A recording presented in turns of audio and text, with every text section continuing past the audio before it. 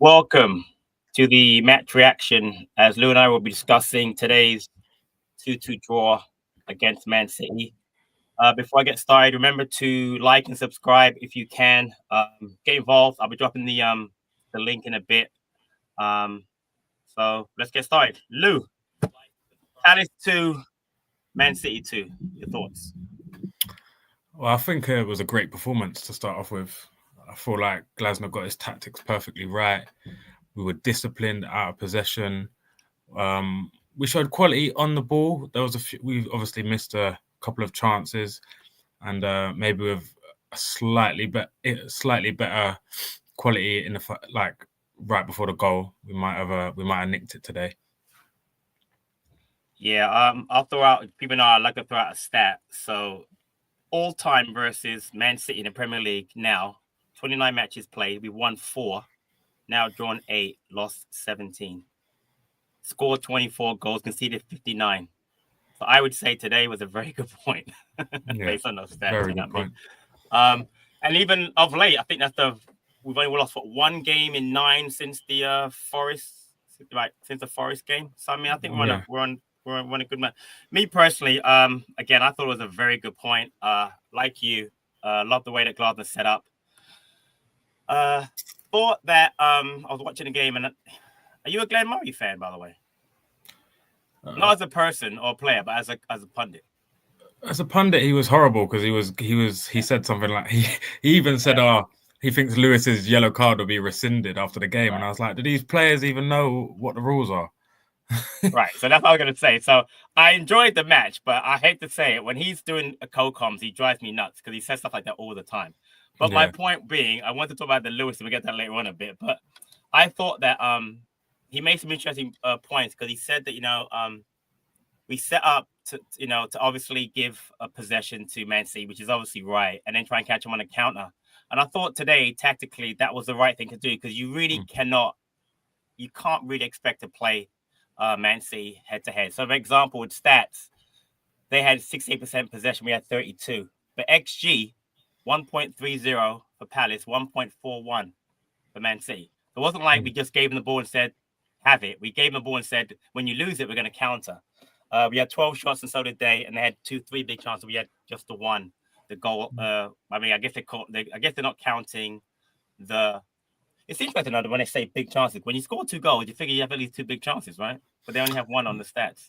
I think it might be big chance missed. Maybe big chance missed. Oh yeah, it's a good point. Yeah, that could be it.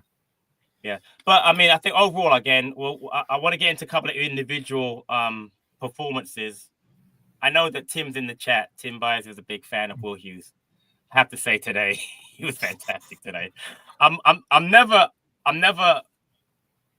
overly critical of Palace players because that's not really my thing. But I will say things that it has to be said. I'm also not. I've not always been a massive fan of Hughes. I just think he's a good player, but he's not fantastic. He has been so good this season. And today, the ball to Munoz is absolutely line splitting and brilliant. It really was. And then obviously later on, and then the corner obviously for the Lacroix goal. But what are your thoughts on Hughes' performance today? Do you know what? When you play Man City, a key thing, when you get the ball, you can't give it away straight away because you're just going to go back to running and back in that position. You're just going to be shifted left and right. He was controlled in the middle of the park. He kept the ball. He played forward. He was calm.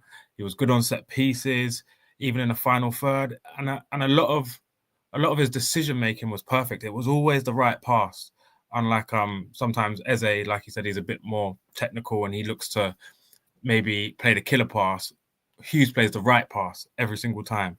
And he was so good, you couldn't even take him off for Decore. No matter, even if he was getting tired, we needed him on the pitch. That's one of the best performances I've seen of him and this season. Yeah, I agree. He was so good. I want to get to a couple of him, just some first half highlights. Obviously, the assist to Munoz for the goal, the save by Henderson on Haaland, and again, he has a habit lately of saving balls with his head. What are your thoughts on that save by Henderson? Brave, commanded, come out. That's what we were saying after the Ipswich game that he just looks confident, and he's a confidence player, and you can see it's oozing out, and you can see the players in front of him, Lacroix, Chalobah, Guehi, they all have confidence in him. Even the balls back to him, it didn't feel like he was shaky on the ball today. I think we targeted Lewis being shorter as a left back and Munoz being good in the air, and most of those diagonals he hit weren't. Sometimes they end up in the main stand. They were staying on most of the game today, so no complaints from Henderson. Great performance. Yeah, he did. And then obviously there was a nice little move between Sarr, Mateta and Lerma that was blocked. It's a real shame on that play. I thought actually Mateta had taken the shot.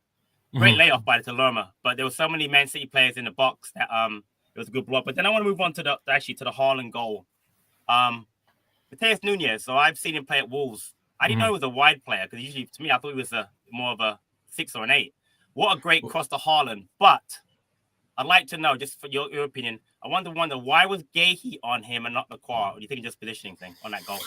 I think Haaland's got really good movement in the box, so he will shift from one defender to another, and he's clearly Lacroix was winning everything that was coming in, so he's obviously probably just drifted onto Guehi and taken his chance.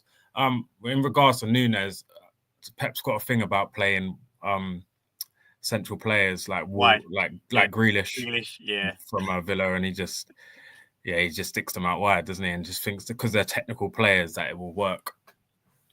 Yeah, and the funny thing, they actually, as the match went on, you could tell they were actually using that left side a lot during the match. They were much more left-sided today than they were right-sided. So a lot more action there for Munoz and Chalobah than there was for even Mitchell on the other side. So there was. I don't think Savinho. I don't even know why he's changed to Savinho. He was Savio at Girona, and then all of a sudden he's Savinho in the Premier League. Yeah, but he didn't. I don't think he went past Mitchell once. He didn't, and I was actually worried when they made the sub for Doku, because Doku for me was going to cause more problems. Yeah, Savinho had that one shot that went wide, but honestly, all match, you're right. I thought locking down the play, and Mitchell did a good job. Yeah. I want to get a couple more highlights. The second half, obviously, the press that we had with Chalobah helped set up a chance for Sarr, but then obviously Hughes gets that great corner for Lacroix. And I've been saying to myself all season, I watched Lacroix a lot in Germany. He's actually got a lot of headers when he played. But waiting for that goal, what a great goal! And then what I liked after that, and if you heard, there's a new Maxence Lacroix chant. Did you hear it from the fans? Yeah, we're not very creative at the moment. It's just we've replaced 3 points with Maxence Lacroix. Yeah, that was funny. You could hear. But I even put in the chat. I put in the chat saying that Maxence Lacroix header has been brewing. That same ball has been coming in the center of the 6-yard box, and every single time he's like missed it, glanced it, it's gone over. This time it was right on the money. And listen, he's for £12 million. There's a lot of things like to be said about our transfer policy, but 12 million for Lacroix is a steal.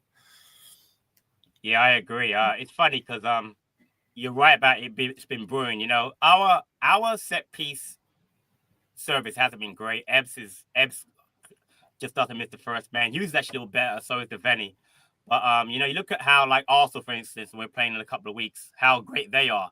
And you've got Lacroix, Chalobah, Mateta, Guehi, Munoz, even Lerma, all good headers to the ball. You know what I mean? So you're right. It was brilliant. It was a great goal. It's a real shame, though. Go ahead.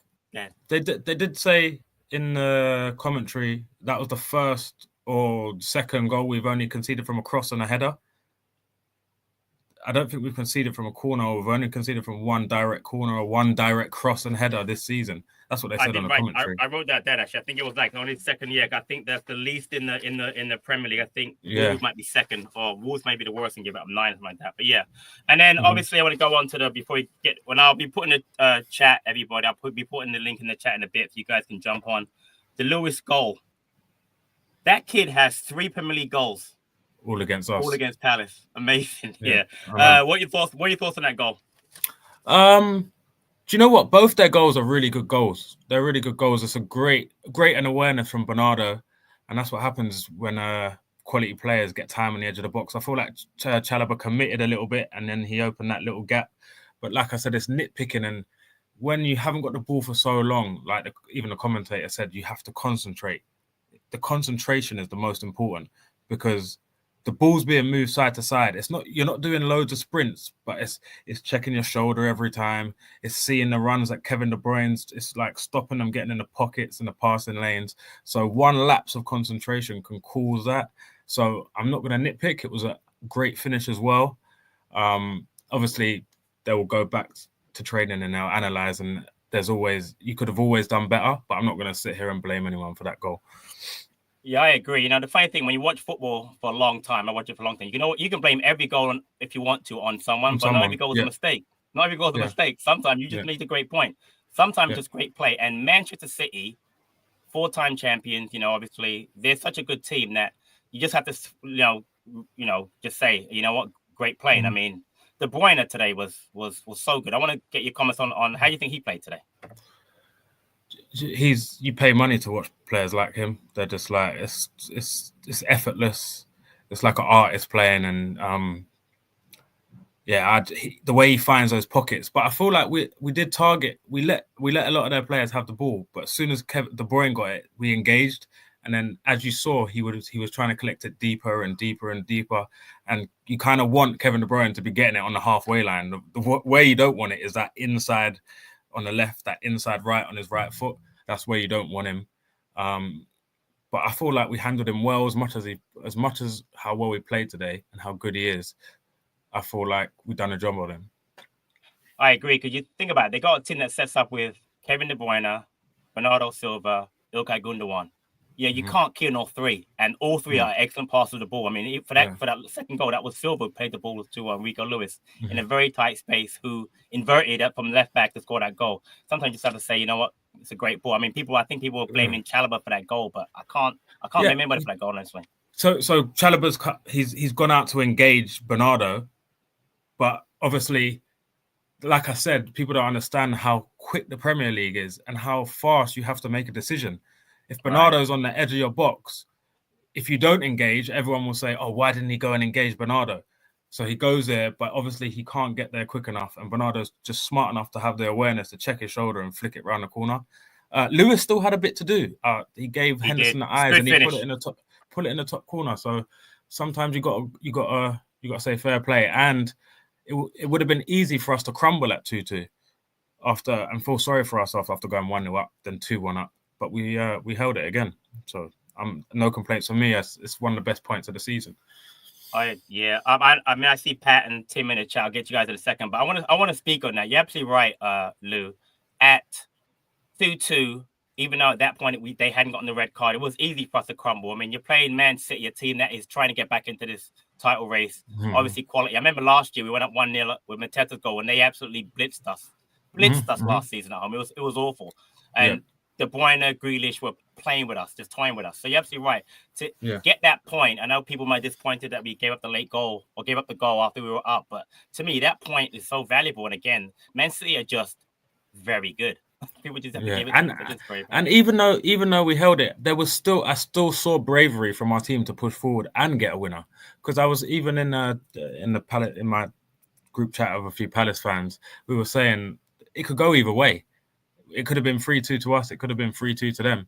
And to still be in touch with being able to win the game and not just be backs to the wall, like can't even watch the game. I feel that was impressive as well. I agree. So we got our first person on, my namesake, sometime nemesis. Hello, Patrick. How are you? Man, twice in the same week, Patrick. This could become part of the group. Yeah, unfortunately, D's not feeling well, so I wanted to just keep the content going. So hopefully he feels better soon. But I wanted to just do something today. And again, Lou's nice to jump on me. What are your thoughts on the game today, Pat? Fantastic performance, no doubt about it. Everybody did a shift. I didn't see any laziness out there. Just terrific. The 2 goals they scored were just terrific goals. I mean, the passing right through us to get that second one. But that's the goal that bugs me the most. Up into that goal, we had the momentum in the game completely. The crowd's into it. The press is working. Then there's a play in there right before the goal where the ball hits the referee. We took the ball, it hit the referee, blew the whistle. For some reason, City got it and then did a quick start. You know, the quick kick, however that you describe that. And I don't think we were fully ready. I mean, it's great passing. I'm not taking anything away from the goal, but up until that point, we had momentum, we still had momentum afterwards. But the refereeing was, it's funny. We're watching it on NBC in the States, and Pep's sitting there bitching at the refs. I'm sitting there like, did you watch the game, dude? Like, you're fortunate to get a point. We should have took all 3. And I'm not just saying that because I'm happy. I mean, if you're up to that point, that referee was horrible. Like, was it Mateta got clotheslined? He's out on his head we're playing down one man for like 10 minutes. I mean, it's that goal bugged me the most. But I mean, if we're giving up goals like that, then you can't complain. That's just great passing through our set defense, and then the header. Well, that's just a great play. There's nothing anyone can do about that. I'll take that defense all day of the week. So I'm very happy with the performance. And if you look with a schedule a month ago and you see Newcastle, Villa, and City, and we haven't lost one, I would have taken 6 points out of 12 in that schedule any day of the week, which gets me to next week. If we can tie City and we can tie Villa, we can tie Newcastle, then we should be able to get something out of Brighton. I just think, Glasner's got everything on. So I just say, just keep going forward. I am concerned about Eze, though. I mean, he played better today. He was more livelier, but man, on those counters attacks, either he held on to the ball too long, the shot's blocked, he's not passing it. Is it a confidence thing with him, or is it, what do you think? What do you guys think? Am I just overreacting to that? You go. Like everyone says, he takes a few games to get back into his rhythm. I'm for one, I'm not a massive fan of that being an excuse for a top level player, but it just is what it is. I feel like him slowing down the game is an overcompensation of him trying to relax. There was a time where in the second half where he had the ball and there's about 2-3 runs made forward and he went slow, and he played like a lethargic ball out to Munoz. And I was thinking, and I think he got pulled after about 5 minutes after. And I think that's just him. I don't know how to explain it. He is low in confidence, and him slowing it down it's him like convincing himself like, oh, I'm still in control. I can still play at this speed, when really he needs to get it, give it, go and get it again and stop holding on to the ball for a bit too long. But I'm sorry to interrupt. Is that sequence when we had a 3-on-1 break and he has like runners and he decides to go backwards and plays us into a press? And okay, I'm sorry to interrupt. Go ahead.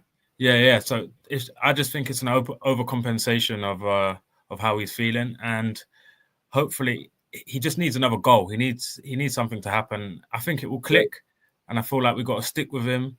And there's no better game for him to do it than next week at Brighton away. Yeah. What do you think, Patrick, on Eze?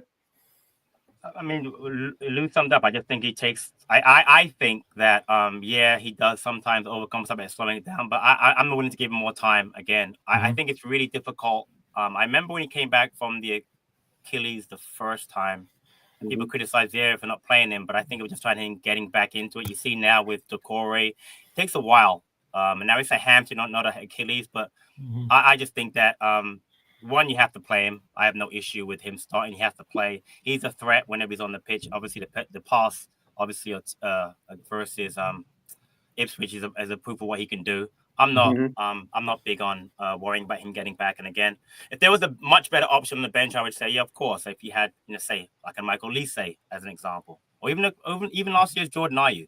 But I love Justin Devaney. I thought he did well today, but I still think that Eze is the player you have to play, and playing back into form, and he'll come good. Real quick, Pat, your man of the match for today. Will Hughes. To me, I mean, really, I could say the back three, because I thought all three of them played aggressively, intercepting balls, playing in the passing lane. But Will Hughes dictated that midfield up until about the 80th minute. Because remember, as I talked to you the other day, I worried about the legs of him, but he did say that. Definitely. Yeah. I tell you what, though, he's definitely putting in shifts. You can't, like y'all said, you really couldn't bench him. But my last point, real quick, Decore, do you think it's just a case of managing him right now for today's game, or was it just a case of Hughes you just couldn't take off the pitch, him and Lerma? I think a bit of both. I think one, you don't want to rush Decore back. He's been fine, but you can tell he's not there yet. And I agree. I think Lerma Lerma Hughes was so good today as a pair. If you had Wharton possibly a fit, 100% fit Wharton, you might be able to put him on. But I don't think you want to put on a somewhat fit Decore, a just coming back Kamada. You know, I just think that to do that is perfect. And what you do now, you set it up. He already said, he being Glasner, that Wharton's back for Brighton. So you've got that option for next week also. You've got Kamada to go back. You've got a lot of options now for central midfield. So if Hughes is, let's say, a bit overworked, you can rest him. But I want to get to that point real quick. I think that Glasner does a wonderful job of managing players' minutes. He doesn't rush anybody back. My biggest peeve, and everybody knows I was never a Hodgson fan, but my biggest issue with him last year was Olise on against Brighton. It made no sense. We weren't winning that game. He didn't need to get minutes in his legs, and then he got injured, and blah blah blah. But my point is, I think that the staff on here right now, they're just the sports science behind the scenes does a great job. And I just want to say that. Anything you want to add? Any thoughts on Brighton next week, Pat? Just to beat, it's the same old thing. If you can tie City and you can tie those other teams, there's no reason why you can't get anything out of Brighton. And just on a quick note, because I know you like stats a little bit, Brighton's given up just as many goals as we have. They've also scored 9 more. So I feel like Brighton are in a false position a bit. Me personally, every time I've watched them, I haven't been very impressed. They're personally, they're open, and that's where my biggest concern next week is just the counterattack. We can get the counterattack, but the passing has got to beat them because they're going to have the ball, I would think. And with Sarr's pace, Eze got to play better. I think Eze will be up for it, though. I mean, it's a rival game. He gets into things like that. He likes to show himself. So hopefully he turns around. But, guys, I know you got 10 other people on here. So, like I said, up the Palace, great performance. Let's take the point and go forward. Thanks, Pat. Talk to you soon, mate. All right. Take care, man. Bye-bye. Good out. Let's get Tim in here. Whoops. Come on. How great was that? How Very great good. was that? Very good. Good to see you again, Patrick. Good to see you, Louis. Man. Thank you. So I put in my I don't know if you could see it, but you got to sign Hughes. Sign him now. Do not wait. Don't even wait the weekend. Sign him to an extension right now. 1 year extension now. He was so great. I mean, look, I am absolutely fully biased. You are absolutely right, Patrick. But I love Will Hughes. I love him. I think he is the leader on the pitch. And you could I don't know what he's saying, but you can see him in the middle of the pitch. He is moving players. He is dictating play. Louis has it right. He's keeping hold of the ball. He's looking for the pass, and he's consistently trying to move it forward. And he's trying to move players. He was trying to move City's players out of position. I mean, how do you drop this guy? I don't understand how you can drop him. If Wharton and Hughes, and I think this is true, was the best midfield combo last season under Glasner, how on earth can you not use that combo against Brighton, presuming Wharton's back? It has to be Hughes and Wharton, doesn't it? Well, without causing a bunch of controversy here, I'm not sure I'd sign Hughes for next season, and I'll tell you why. Tell me. He's not anti-Hughes. I'll tell you why. Okay. You have the Corey, Wharton, Lerma. Yep. You want next year to have David Oso in that mix. Yep. I'm missing one player. Well, I mean, do you include Deveni in that group? Well, you know what? I wasn't even going to name him, but he's going to be back. No, that's the one, Deveni, because Deveni's more of a central. My only concern is, are you going to be blocking players? Now, again, this is actually a big shout by you, Tim. I'm not saying don't sign him. I'm saying if you do sign him, then you have to lose Lerma, not the Corey. He's re-signed to a new deal, or Wharton. You could sell Wharton, but I'd much rather, in my opinion, I'd rather keep a younger Wharton than worry about re-signing Lerma. But again, it's my only thing. It just blocks a pathway for an Ozo or a Deveni. But it's not a terrible shout. I remember at the beginning of the season when Dee and I were talking about it. Dee talked about Ozo going to Derby, but obviously if Ozo comes back, then obviously maybe Hughes could go back to Derby County. That's a massive shout, and it's way down the line. But listen, Yeah. as far as how he's playing this season, he's been absolutely brilliant in the midfield. He's been the best of our midfield four so far this season. They're betting even more than this year. Yeah. Next week, if he's fit, you probably have to start him. But Lou, what's your thoughts? With the Ozo situation, he's still only is he 18 or he just turned 19? He's 19. He's Me personally, I would think I would like to see him go on loan one more time to maybe a promotion chasing championship team. He's been injured quite a lot at the start of the season, so yeah, he couldn't play this weekend. Yep. So how long? He might only do 6-7 months. He's got to stay fit in the championship. So me personally, I would be happy going into next season with Decore, Wharton, Hughes, Lerma. But yeah, that's one way to earn a new contract. The way Hughes is playing. I mean, he's been absolutely brilliant. But look, Patrick, you make a great point. I will make one counterpoint here. If you re-sign him, and let's say you do decide that David Ozo is ready, well, now you have Hughes on a new contract, and you can get some money for him because you can't get any money for him in the summer if he isn't re-signed. So, but I think he has more than earned it, and I think he has been a real leader for us. Just a quick shout on Tyreek Mitchell. Where the hell did that attacking output come from? And let me say this, up to like one of my biggest criticisms of Ty is that he's not taking players on. That's not true anymore. He did it today. That was surprising and really delightful, to be honest. I thought that was terrific. Animal made a great point in that Ebbs and Ty weren't combining. That didn't seem to make a difference for Ty because he's looking into the box and he's trying to get the ball into the box whenever he can, which was great. I thought Mitchell had a terrific game. Do you know what?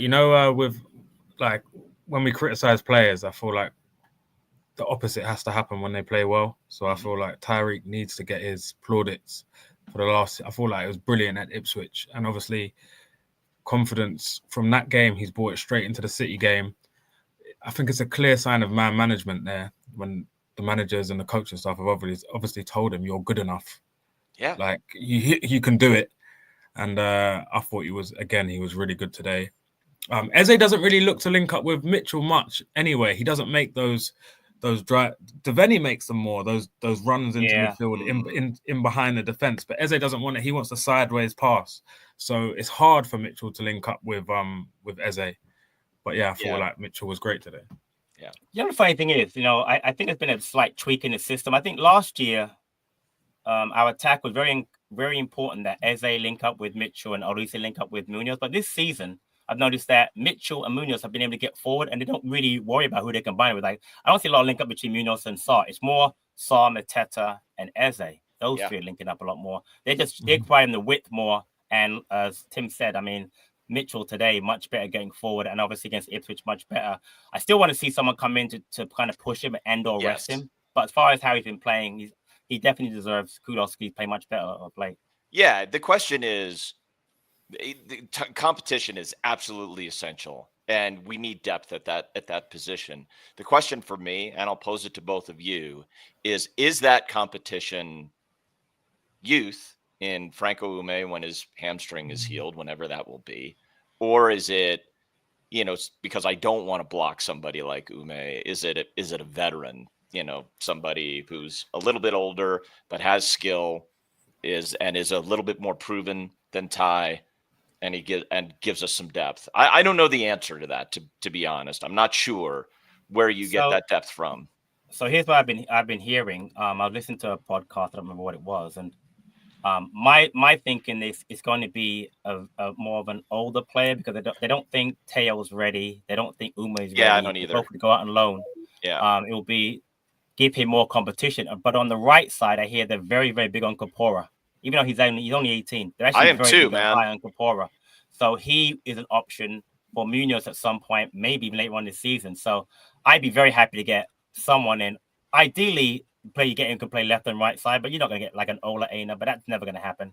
Yeah. I heard there was I'm not a rumor person. There was a Nico Williams link, apparently. We're very interested in him, but we only have We only have a Forest Loney, right? Isn't that where Turner's from, right? Is he from Forest? Right. Yeah, so we couldn't get him. We have to buy him. So there's that. So. Yeah. With I feel like even the talk of there being a new left wing back has pushed Ty.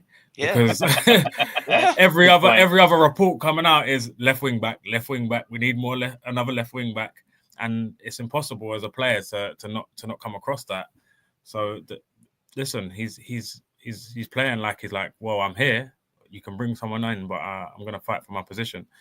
I would personally go for maybe a player that's a bit younger that doesn't mind biding his time a bit. I don't really want to sign like a Kostic who's 31 years old with no sell-on value. I'd like a player that has something to prove and would like to push him. And that's up to our scouting department to find these players.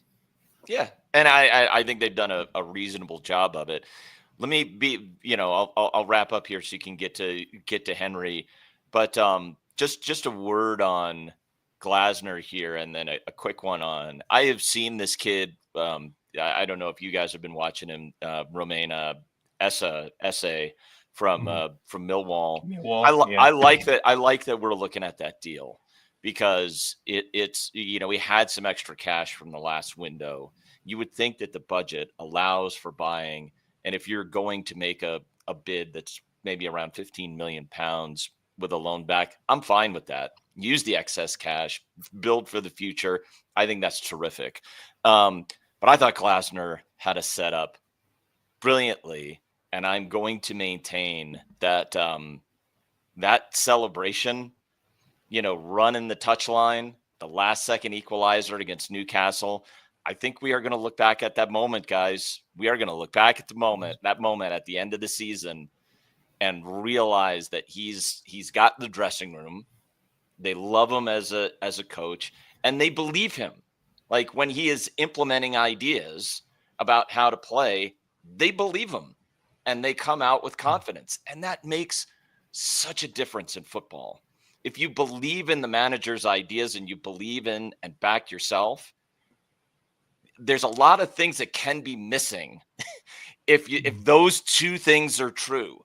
And I think they're true for Palace. I love that the board has been behind Glasner, and I hope they back him significantly in January because he's been a joy. I love him. I am completely sold by Oliver Glasner. I'm an advocate every single time I get on here to say how much of a fan I am of his, and I've realized I feel like he thrives against these other managers who are meant to be tactical geniuses, like the Emirates with the high lines and the Pep Guardiola with the splitting centre backs. Anyone he comes up against who, quote unquote, are like a progressive, really technical manager, I feel like he thrives on that. And going against Brighton next week, I feel like this is going to be his time to stamp his authority and show what he can do.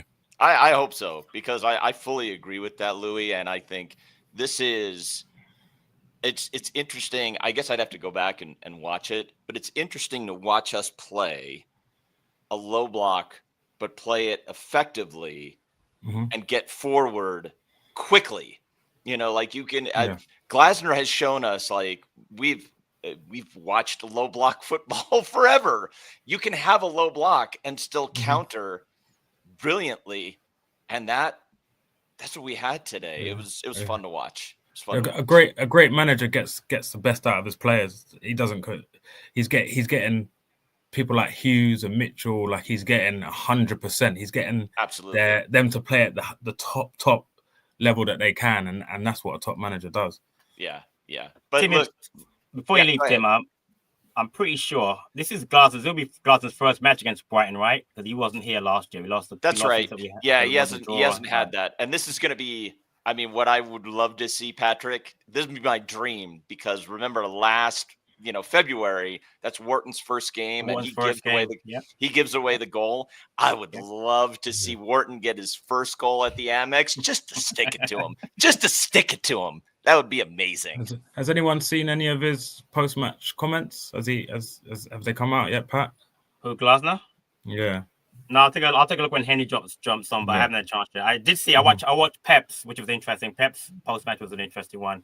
How proud he was of his players, and the guy tried to bait him on the comment about, "Did you see the yellow card?" And he goes, "Did you see the tackle?" He goes, "Only retime." He goes, "Yeah, me too." Like he didn't want to get thrown into that whole was it a second yellow card, red card situation, which was interesting. So, but Tim, thanks a lot for jumping on. Really appreciate it, and talk to you soon. Yeah, up the palace. Great job, guys. See you soon. And Henry, who I believe is still at Sellers Park. Hello, Henry. You still at Sellers Park? No, I'm not at Sellers Park. I'm close to it. Okay. Thoughts on the match? I'm really happy. I'm really happy today because, I just wanted to come on and say how proud I am of the team. Like, I think that might be our best team performance of the season. Like, I mean, say what you want about Man City and their recent form. You know, people. I think I might have lost you there. Can you hear him, Lou? No, he's frozen. Yeah, I think he's gone. Henry, try call back in. We'll get you back on if you come back in. I'm just looking here. I don't see any quotes from Glasner yet. Let me see.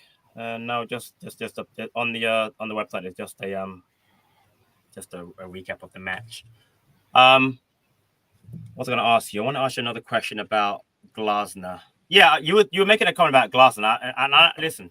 Like you, I'm a big fan of his, but I do like that people have made the comment before about. I know one point there were people talking about, well, 3-4-3 doesn't work. You got to change the system.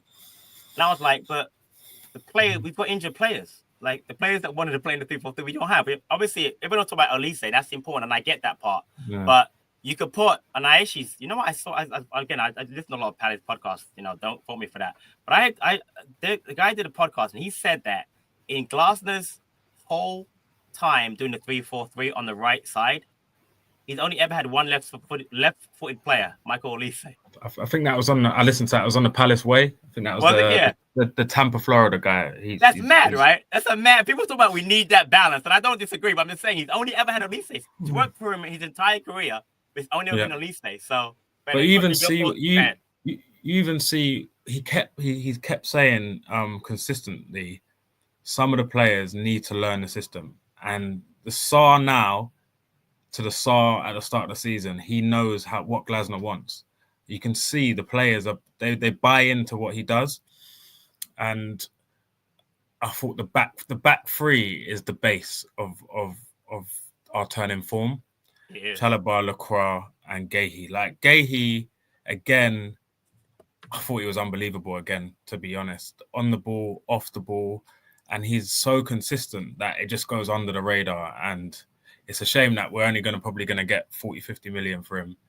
I know Lacroix gets all the plaudits at the moment, and he's like a shiny new toy. But Guehi has been our most consistent player over the last 3-4 years, and he's the best centre-back I've ever seen at this club. High praise. I love the way he's playing too. The funny thing is, when I was there in September in that back three, Lacroix started off on the left side, definitely against Leicester. It might be his first match actually, or second match, whatever. And again, remember Guehi didn't play in this back three last year, and he played him at DM because he was injured, obviously. Yeah. So I always thought that Guehi would be better on the left side because he plays in left over in a 2. Yeah. And I always thought Lacroix with his speed, where he tackles, his height, his passing ability, left and right foot, he'd be better in the middle. And you're right, Lou. Since we've gone to that back three, and again, Chalobah hasn't been at the highest levels, but I just think that back three has been the base for everything we've done. We haven't, besides the Ipswich game, the one clean sheet, but just in general, I mean, all the goals have been, to me, quality goals. I mean, sorry, the goals today were quality goals. Obviously, in the past, we could say, you know, there was a Lacroix mistake here, a Chalobah mistake here, a Guehi mistake. But as a three, they have been so good. And I think that if we continue to build on that and can get some more clean sheets, we're going to score more goals because we're getting goals now from defenders. I mean, today, Lacroix, and you're going to get goals from Sarr and Ebbs and Mateta and hopefully Lerma and Hughes and Wharton and Decore. But that base back three has been so good. And again, you're right. Lacroix's got the plaudits, and deservedly so. But Guehi has had a really good season this year. Yeah, really and as another thing, I've been critical of Munoz as well, saying that his quality off the ball has been way higher than his quality on the ball. And today, he got put through 4 minutes into the game. It's easy to fluff your lines. He looked like he was controlled. Good finish. Keeper might have done a little bit better, but like I said, if I'm gonna call out players for things that I don't like, then I got to give them praise when they produce, and that was a great finish, and that's 2 goals in 2 games, and that's what we came to expect after seeing his output at Genk.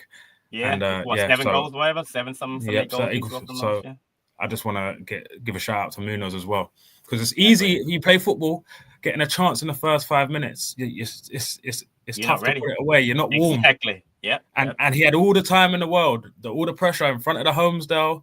He could have easily shanked it, skied it. But yeah, that set the tone for the game. So shout out to Munoz for that. All right, Henry's back. Let's get him back on. Henry, you back? I'm back, hopefully for good. Go ahead. We're gonna wrap up soon, but go ahead. What are your thoughts on the game? You were there, obviously. Right, well, I was just saying it was a really good team performance, probably the best of the season. And say what you want about City, but they are an exceptional team, and you have to work extremely hard to keep them out. But it's just I like what Tim was saying when he said that on the counter attack we looked really, really effective, and it does. I think the Ipswich win really helped the team with the confidence, because I think before the Ipswich game, I'm not sure we would have done it, but it was just really refreshing to see. Like, it just gives you hope, because every time we attacked, we looked confident. We looked a genuine threat, like we were actually going to score. And City looked shaky. They really did. You can tell. You can tell the state they're in at the moment, just by the sort of uncharacteristic mistakes that they're making at the back. But full credit to us. But I thought Hughes was brilliant. I think he deserves man of the match, because to control the game like he did, to always have the will to want to get the ball back, to marshal in the midfield, to play those passes to start the attacks. Like, I think he is one of the most underrated midfielders in the Premier League. I really do. And, he was outstanding. Guehi was outstanding, but we sort of expect that. But Leclerc, when he scored that goal, like, that was just... When was the last time we scored from the corner? Wolves away. Before today. The Wolves away game, yeah. Yeah, Wolves away, yeah. Wolves away. But we don't score many corners in it. No. Just to see a centre-back just latching onto it with a header like that. So good. What was the atmosphere like today? It was good. I mean, I'm not going to lie, it could have been a bit better. I remember back in the day when we didn't need a guy with a tannoy to try and hype up the atmosphere. There was some guy in the Homesdale saying, come on, we're winning, for God's sake. But no, it was good. I don't know, maybe the cold or something was affected it. Could have been a bit louder. I'm not sure what the weather's like where you are, Patrick, but right here it's unbelievably cold. It's freezing in New York today. Bloody freezing, yeah. Freezing. Right. Okay. So you can relate then. So, but no, I'm really happy with just the way that the team's responding to Glasner's tactics and plans, because and I think it shows that this is why it's right to stick with him, because he's saying the right things, he's coaching the right things, but the players weren't really pulling it off until now. I mean, but 5 points from those 3 games, Ipswich, Newcastle, Ipswich, and today against City, you can't complain at that. And it could have even been more. I mean, there was some last gasp blocks, I think, from Stones or Vardiel or something. But no, I mean, I'm just really glad, and I hope that we can carry it on. I don't want to get too carried away and say that we're gonna go and beat Brighton and Arsenal and all that, but it's just good to enter those games with a bit of hope, the team looks really rejuvenated.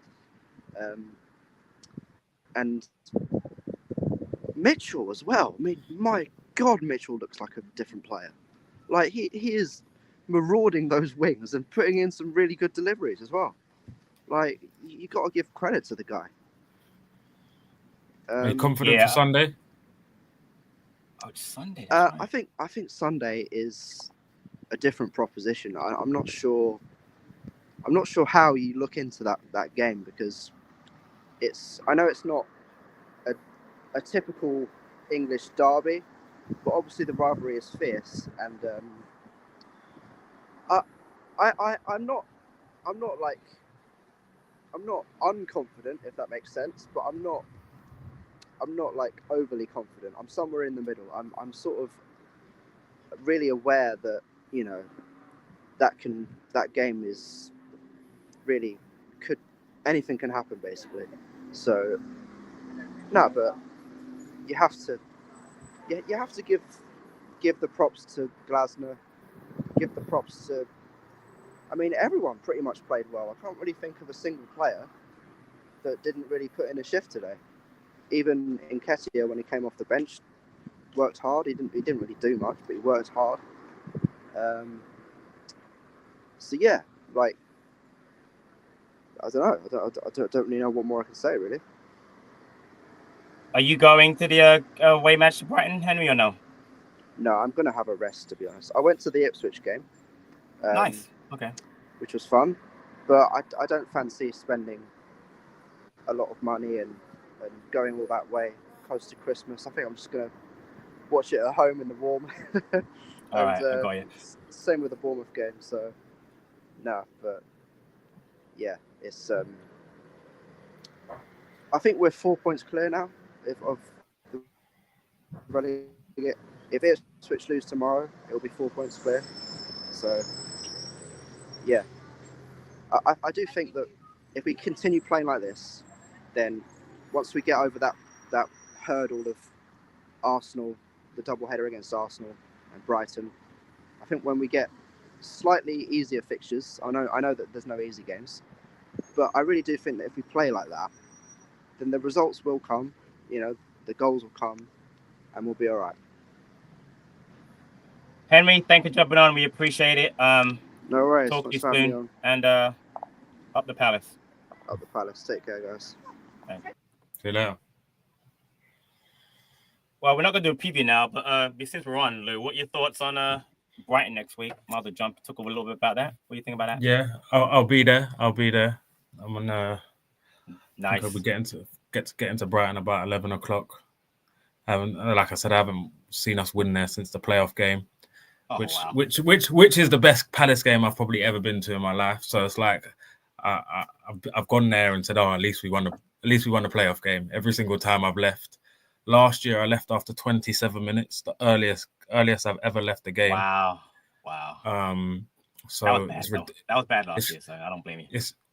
And the season before it was on a Tuesday night, and Vieira got sacked. Yeah. So the last two times have been very bad. So I'm confident now. I'm confident. It's the first time I feel like we're going into a Brighton game, and I feel like we can get the win. And it's Glasner's first game against Brighton. Yeah. There's going to be a big bite to it. I reckon we can do it. Yeah, I'm looking forward to it. I was looking forward to Brighton. I look at it definitely in other matches. You know, I've followed I know the rival from the beginning, from Alan Mullery way back when, so I know how it started. But it's a game I don't want to lose. I don't necessarily have to win that game, but I don't like losing to that team at all. I mean, some of my worst memories, like you just said, like I remember the thrashing we took under Ian Holloway on that Sunday. I was there. I was there. Sunday in the rain. The whole week, man, I was just so upset, man. The whole week, going for that player. But again, I'm confident. Again, I love this real quick wrapping up. I love the way the team responded to Glasner. I never really worried about him getting the sack, but it is what it is as far as that talk. Players are coming back from injury now. I mean, I saw Chatty Ria's in training already. So is Walton. They should be back for next week. I'm looking forward to the game. I really am. I mean, it should be fun. I mean, you listen, the Brighton Palace games there's always something to talk about during those matches, something either good or bad or indifferent. There's always something to talk about. So I look forward. Before we leave, though, I want to shout out to ComAve. ComAve is where Palace fans win earn exclusive experiences with your club through the world of e-commerce. I believe that Nick was in the box today with ComAve, so I want to shout out to them. That's it actually for me and Lou. We think there will be player ratings later on. We're going to try and get that done for you guys. Yeah. I want to thank Lou for jumping on today. I want to thank Tim, Patrick, and Henry for being on the show. We will be on again doing a preview for the very big game next Sunday versus Brighton. Look forward to that content. Hopefully Dee's been feeling better and we'll be back on. And you guys missed him. We missed him too. Again, thanks to Lou. A great performance today for Palace. 2-2 draw at home against the 4-time champions. For me, Patrick, and Lou, I want to say thank you. And until next time, up the Palace.